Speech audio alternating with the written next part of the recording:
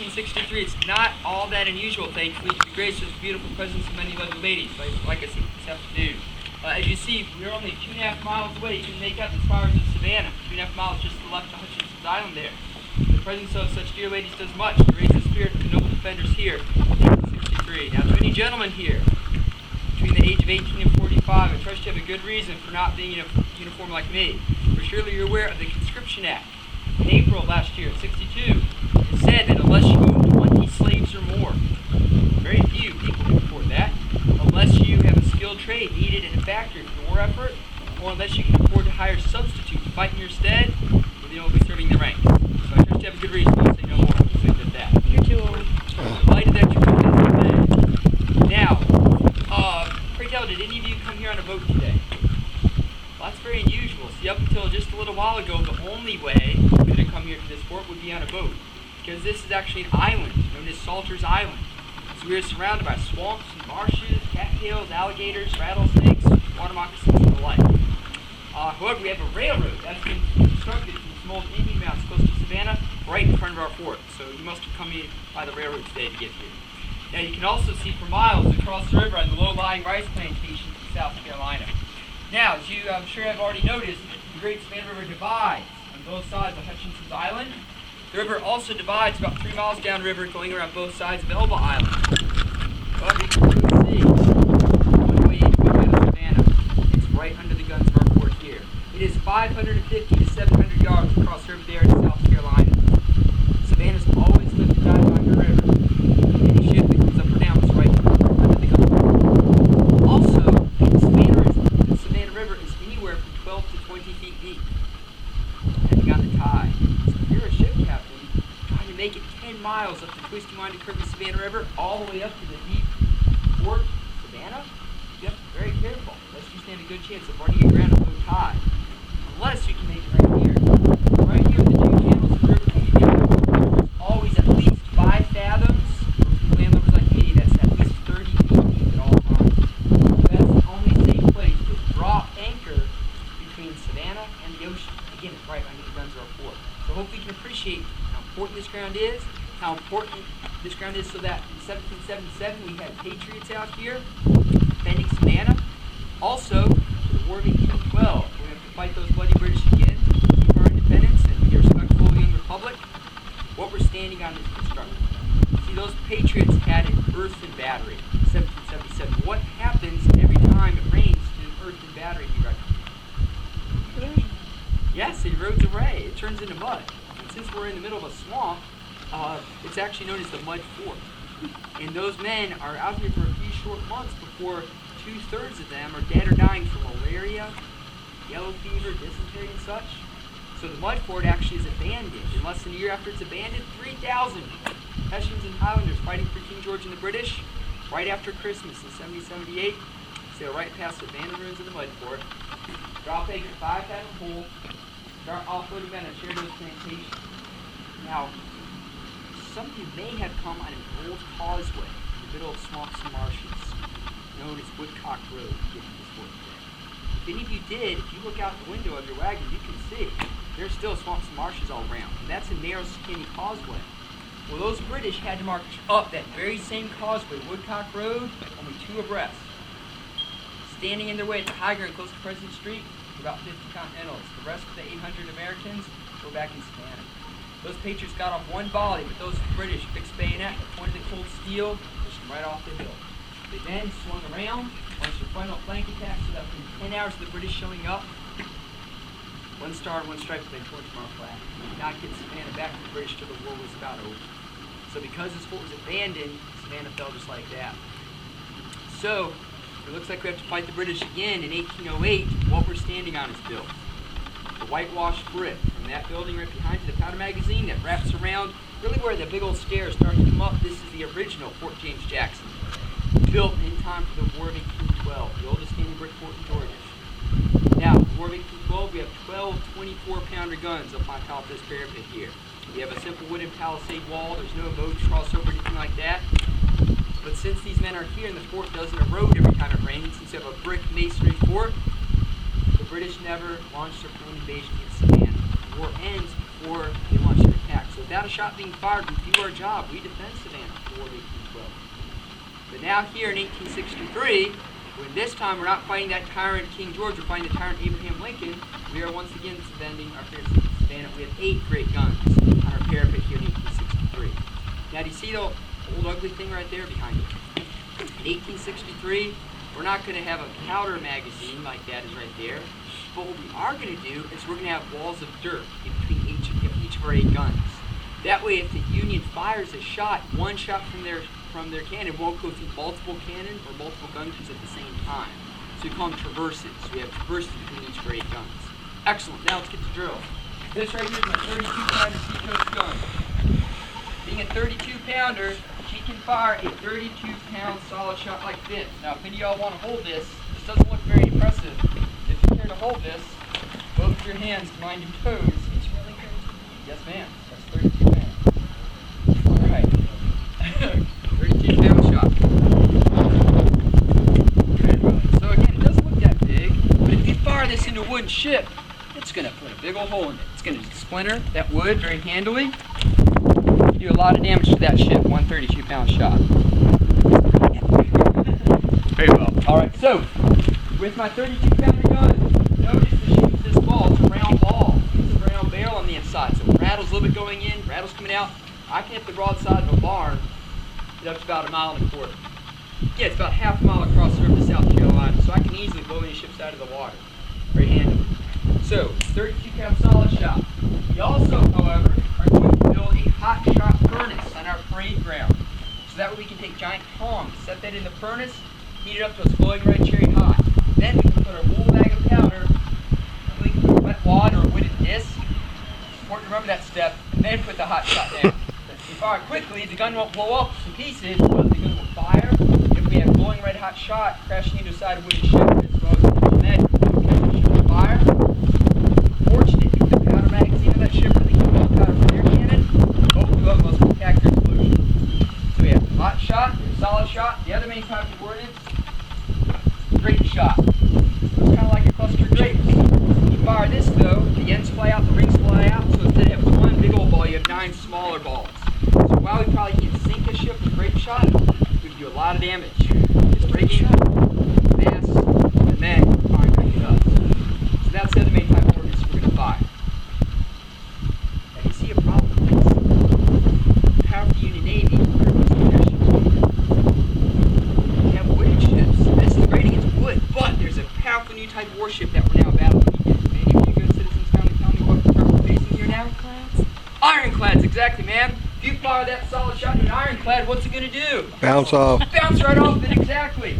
So we are very much afraid that if the powerful Union Navy comes down there with ironclads, and we have these little 32-pounder guns, or maybe some 42-pounder guns, or 8-inch Columbiads, they're going to sail right past us and wave at us and take out Savannah. There's nothing we can do to stop them. But fear not, because just a few weeks ago, we got reports from up in Charleston, South Carolina, 9 Union ironclads attacked Charleston.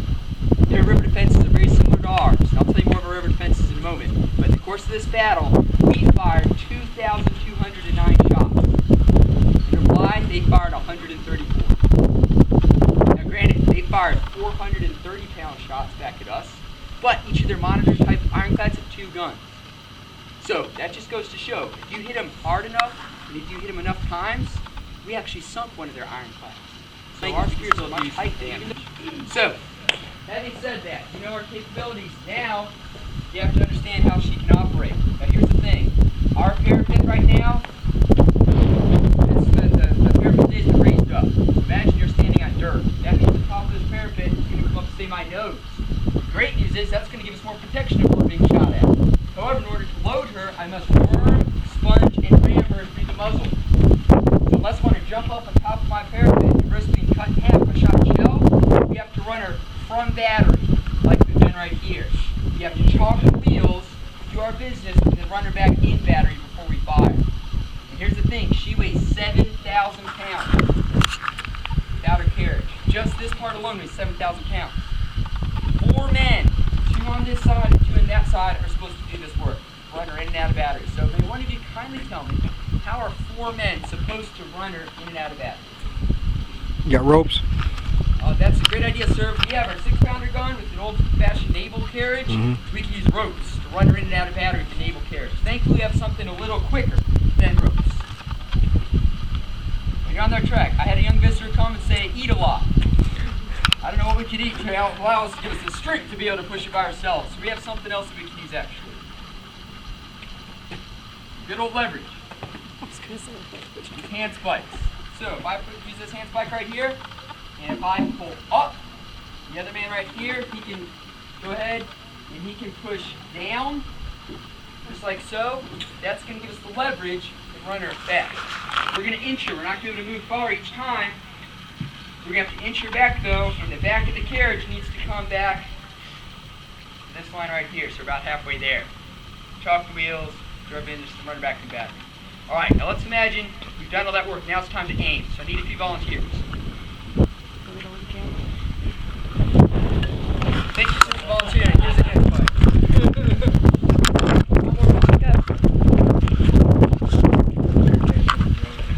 Very well, thank you, sir. Now I need one more volunteer actually to be the gunner. Aim the gun. Me? Yeah. Alright, thank you for volunteering. Now, the post of the gunner is actually up here on the tongue of the carriage. You can hop up here to aim the gun if you wish. That's the post for it. So you can just put your foot on there, and you just hop on up. That's the style. Excellent. Now you can stand right here, and you are going to simply look down the tube to aim. Now, if you want to elevate muzzle, if you want to shoot farther, shorter away, that's you. Just turn this elevator screw. Turn that screw, that's going to move 7,000 pounds. Very slowly, as you see. There you go. Excellent. Now, let's say we're at the proper elevation. Now, if you want to point with the gun to the right or left, thankfully you're going to give orders. Right? So if you may want to stand on each side of the gun, if you please. Now, if you want to aim, if you want to move the gun this way, you will go ahead and raise your right hand and tap the right side of the tube.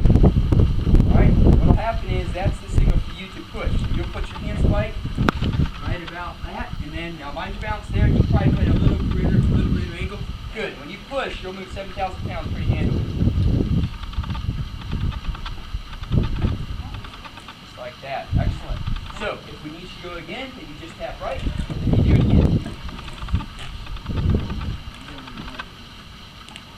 Just like so. Well done. Now, let's go ahead and move back this way, please. So signal to the left, and then you will do it on that side, the same process. And you can put it at a slight angle. There you go, a little less. Alright, there you go, too. A little less. There you go. That's what you use. Yes, there you go. And once more perhaps, so you see the signal from the gunner. And then once we're aimed, gunner, you raise your hands up. Then you hop down. Then, of course, when the gun fires, you're going to recoil, roll back, you see the incline forward, then roll back to position and do it all over again. Excellent. So, this is the only part of the drill that gives you an idea.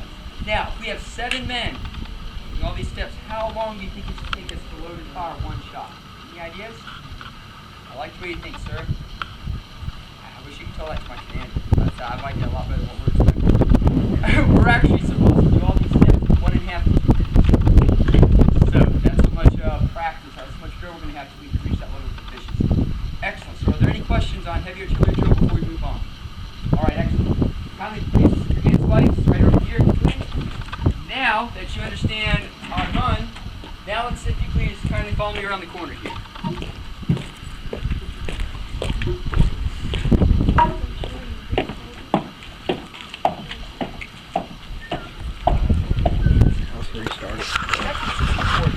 Savannah, there's actually an even much larger fort that was built, completed back in 1847 to replace us here at this fort.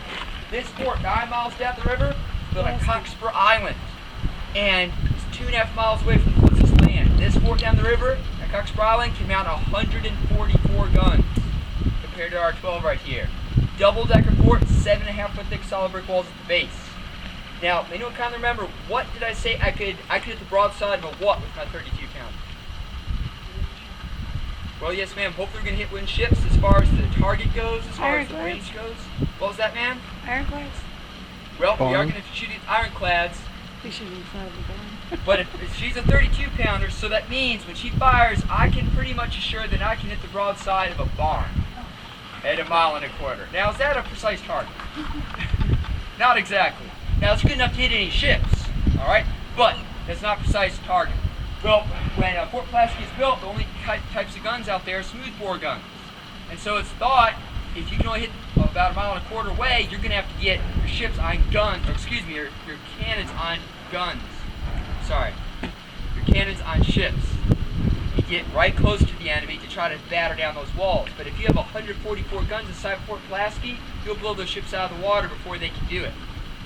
No one counted on the fact that last year in April of 1862, the powerful Union was able to isolate and surround Fort Pulaski and then open fire with rifled cannon.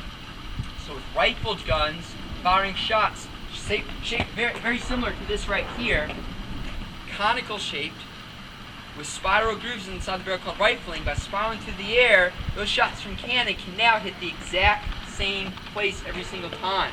So that from 2 miles away, after a 30-hour bombardment, you could drive a team of 4 horses right through the walls of Fort Pulaski. And our noble defenders at Pulaski were forced to surrender. So that means that brick masonry forts like us are now obsolete, because rifle guns can smash this to rubble and hit in the same place every time. So here's my question.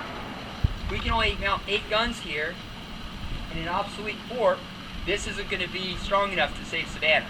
So what can we use to protect our cannon should the Union Navy come a-calling? We really have 2 choices. You have something that's softer than brick or something that's harder than brick. Now, what type of ship did you mention, ma'am? Ironclad. Iron. Iron works really well. It's harder, right? But if you fire a shot from a cannon, it bounces right off of it. So we're going to put iron on the roof of our powder magazine, so if the enemy fires a shot, it will go right through our roof and blow our fort to Kingdom Come. We also are going to have ironclad warships as well, the CSS Georgia and CSS Savannah. The thing is, iron's pretty expensive and hard to get. So we're going to use some iron, but is there anything else we might could use that is softer than Brass, brick? maybe? Yes, sir. We're going to go back to what our intelligent ancestors had here in 1777. We're going to chop down trees, have wooden floors, wooden walls, and throw dirt on top. If y'all come and look right here, this is a capital view. Very rare view, actually, because it's low tide right now. And if you look at the river, if you see that giant dead tree, just on the near side of that tree, perhaps you can see that mound with grass, and maybe make out a line of posts sticking up in the ground. That is the location of Battery Lee. Battery Lee is an earthen battery, and Battery Lee can mount 10 great guns compared to our 8 rounds here, right here. We also have a couple islands in the middle of the river. Battery Chevis and Lawton. We also have a battery in Hutchinson's Island, an earthen fort named Fort Boggs, and also a battery by Old Fort Wayne right outside the Trustee Guard in Savannah. So that now, by primarily using earthen batteries, we can protect over 50 great guns instead of just 8 we have here at this fort. So we're not alone. So we have earthen batteries, we have a few ironclads, but finally, if you see 3 miles away Elba Island, perhaps you can see the channel markers stretching around to the left. The river divides around Elba Island. Since the Union is blocking us from getting ships up or down this river, we're going to block them. So we're going to sink a few of our old ships on both sides of the Elba Island. We're going to sink obstructions in the river. But what's something else we might put in the river besides things just to slow them down? Things to make their life very exciting, perhaps. Yes, sir. We call them torpedoes, as you're right. Underwater mines. We're going to have wooden kegs of powder with percussion fuses. So if something hits that percussion fuse, that'll detonate and explode. So hopefully you can appreciate our mission and who we are working with. So here's a question for you then. Is Fort James Jackson still valuable? Always. Why? Reserves, supplies, Yes, sir. That railroad is going to come right to the front of our fort here. Yes, indeed. reinforcements. Every time it rains, I'm sorry, what's that? Reinforcements. Yes, sir. We can hold about 100, well, about 200 soldiers if we pitch some tents. Our barracks down below can hold about 150 men. So you're absolutely right. Now, every time it rains, where would you rather be stationed? Yes, we have dry barracks here. I should know, the boys of my unit, Bartow Artillery, we started out on Skidaway Island defending an earthen battery. Then we were stationed at Battery Lee, and every time it rains, you're standing in the mud. Finally, we were able to be transferred here, and I'm very grateful for that. Also, if the enemy comes, would you want to be firing a cannon from down low on the water line or from at the top of this parapet? From the top. Absolutely. We can get plunging High fire. ground. So our guns can be especially effective being here. So this is still a very valuable post. Please understand we're not alone. Now there's one other consideration before we go below. That is this. If we need to effectively communicate to all 120 men inside this garrison, even if it's in the dead of night, Drums work really well for that. We can use drums, we can use fifes, we can use bugles. Every part of your day, there's a song chord in the Army. But that's when they do within earshot. But as you see, we have limited sight. We can only see 3 miles away to Noble Island. So we're going to have some of our boys in Noble Island keeping an eye on the enemy, but if they come, they can beat a drum all day and we can't hear them. So what travels faster and farther than sound? Light. Exactly. Mirror. Before the war, Albert Fire is serving in the Army. He's stationed out west on the Great Plains. You see some Indians waving spears. By waving spears back and forth, they're communicating at the speed of light. He says that's a genius idea and then attaches a flag to a pole and develops a signal corps system. So now, by waving a flag this size, back and forth, 1, 2, punctuated by 3s, I can communicate at the speed of light over great distances. And if you have good eyesight, you can see this flag at up to 10 miles away. If you have a looking glass, you can see this flag at up to 15 miles away. So that's going to work really well during daytime. We also have different flags, instead of spelling out messages, which mean different things. That's well and dandy during daytime. At nighttime, though, instead of waving a flag, we're going to light a lantern at our feet and light a torch. We're going to communicate the same way using torchlight at nighttime, even in the dark. So hopefully you can appreciate, since we're the headquarters, how communications is critical. We can relay messages from Noble Island easily back to Savannah. From Savannah, they can use a telegraph all the way up to Charleston for our whole department defenses. So communications will be critical. Very well, excellent. Well, I know we've been up here for a while. Hopefully, again, you understand our mission, who we're serving with. So now, I'd like to invite you all to come down below and let us burn some gunpowder. Our primary threat by the lifeblood of Savannah, the Great River. There is a chance, especially seeing as how the powerful Union Navy probed our river defenses in the fall of last year, 1862. They have a pretty good idea of what lies in front of them.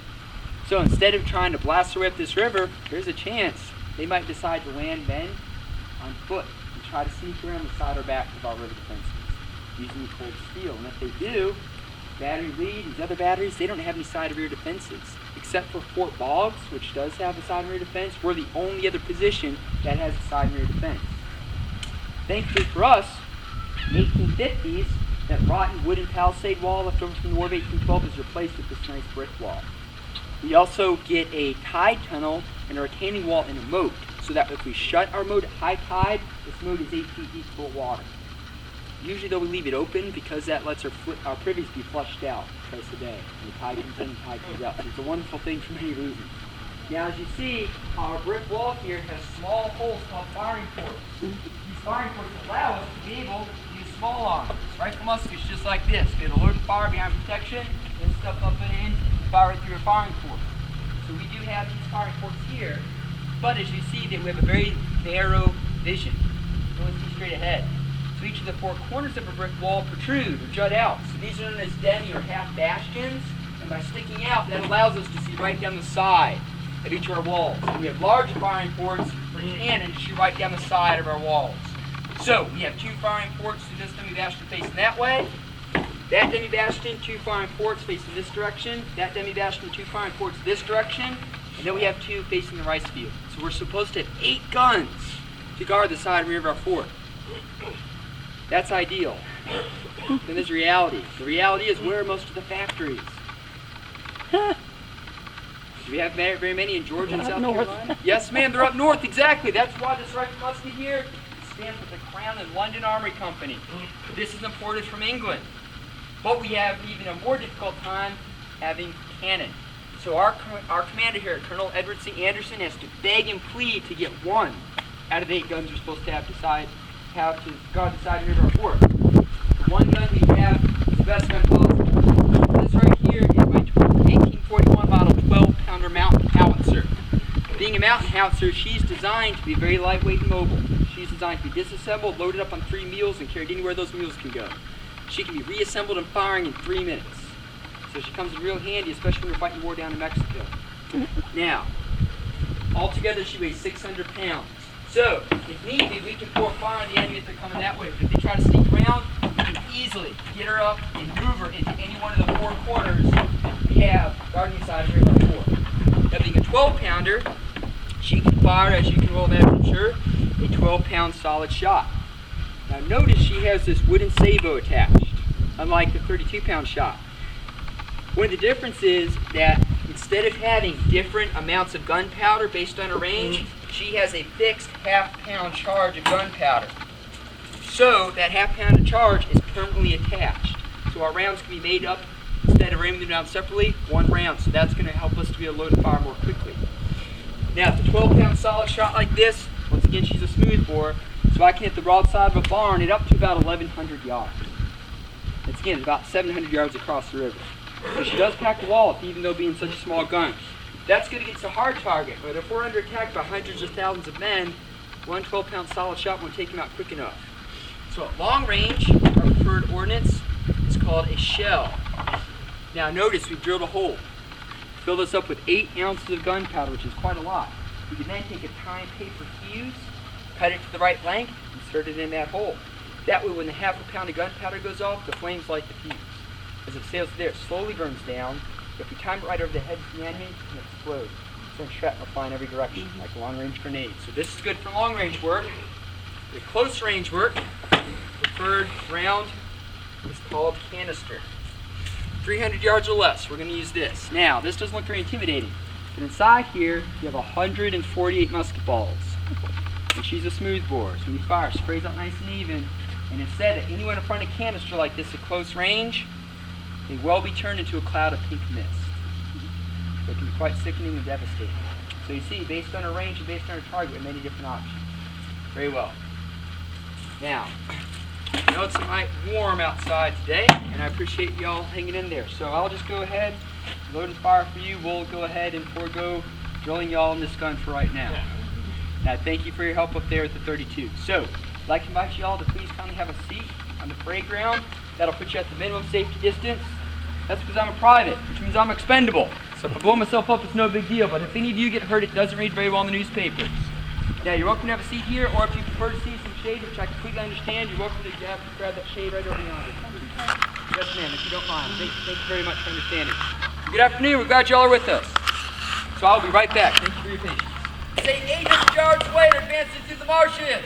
What is the best type of ordnance to fire at them? We have solid shot, we have shell, or canister. Which of those three do you reckon is the best type of ordnance? Canister. Canister? Canister is good, only up to about 300 yards. Think of a shotgun, it's good for short range work.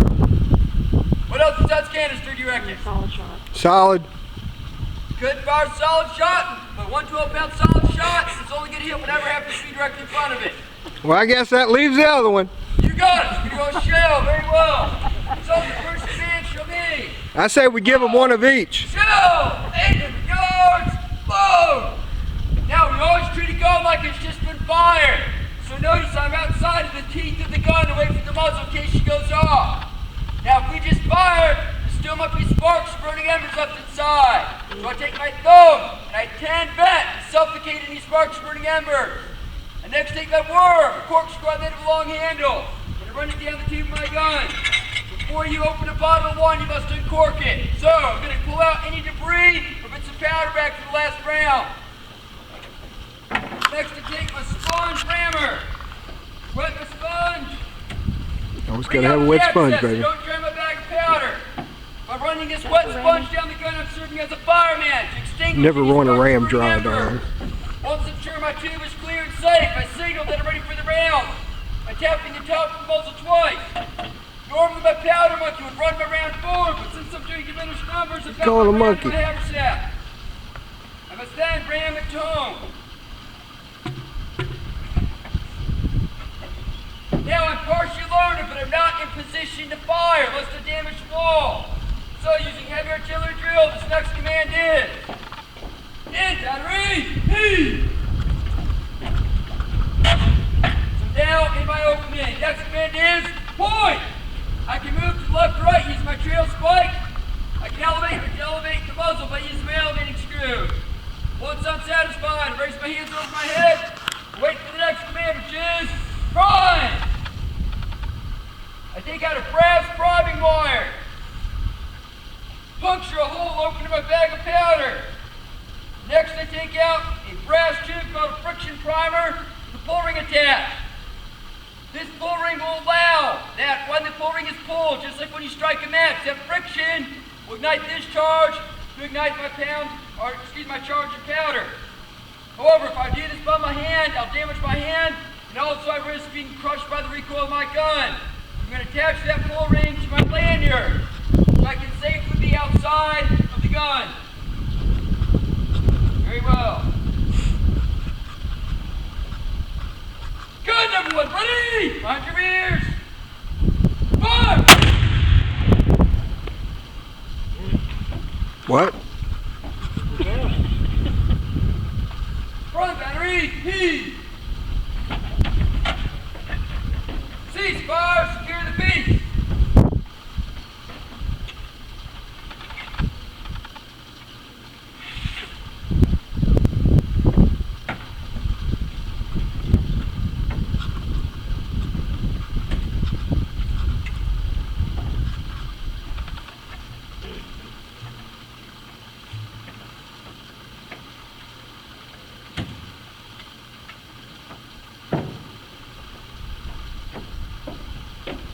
Alright, so ladies and gentlemen, that was 5 ounces of gunpowder and 1 pound of flour. I fired 8 ounces of gunpowder. An actual shell, of course, would be much louder with greater recoil. A 32 pounder can fire 6, 8, or upwards of 11 pounds of gunpowder every time you pull the lanyard. So you can feel the concussion when she goes off, I assure you.